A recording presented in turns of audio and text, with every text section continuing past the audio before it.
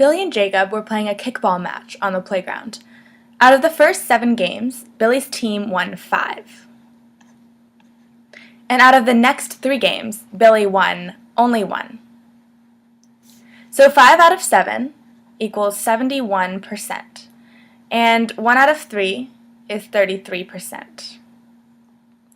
So Jacob says that Billy's win percentage is 52% because it's the average of his 2 win percentages. But Billy gets really mad because he feels like he's won way more than half of the games. He just doesn't know how to prove it. So he seeks the help of Alyssa, his upperclassman buddy who knows about weighted averages. And Alyssa knows that 71% and 33% have different weights, or levels of importance.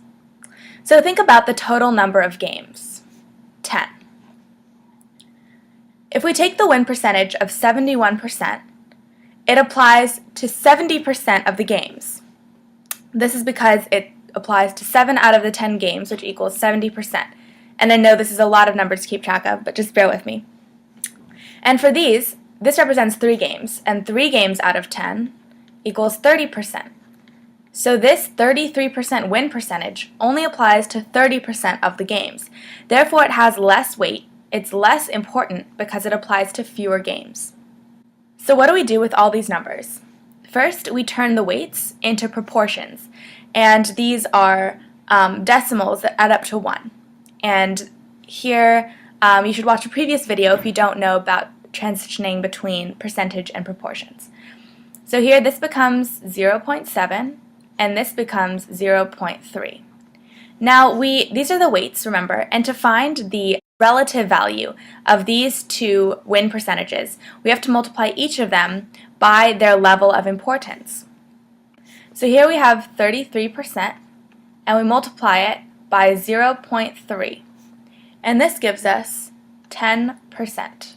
So the relative value of the 33% win percentage is going to be 10%, and this will make sense later.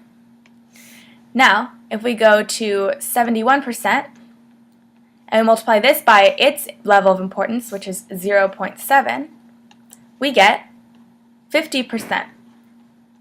And this is its relative weight, or relative value, I'm sorry. So the total will be the sum of the relative values. If we add these up, we get 60%, and this is our answer. This shows that Billy actually won 60% of his games. So Billy's win percentage is actually 60%, not 52%.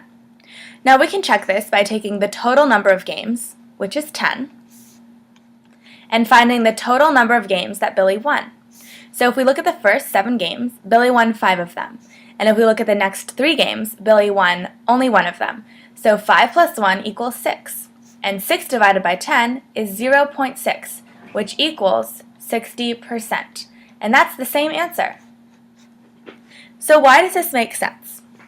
It's because here we have the real value, 33% win percentage and 71% win percentage. However, these win percentages have different weights because they apply to a different number of games. That's why we multiply them by a proportion of the number of games they represent. And then when we add these up, we see that the proportions add up to 1, which equals 100%.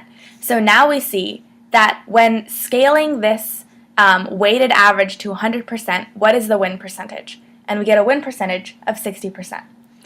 And of course, we checked that by looking at the real number of games he won out of the games he played.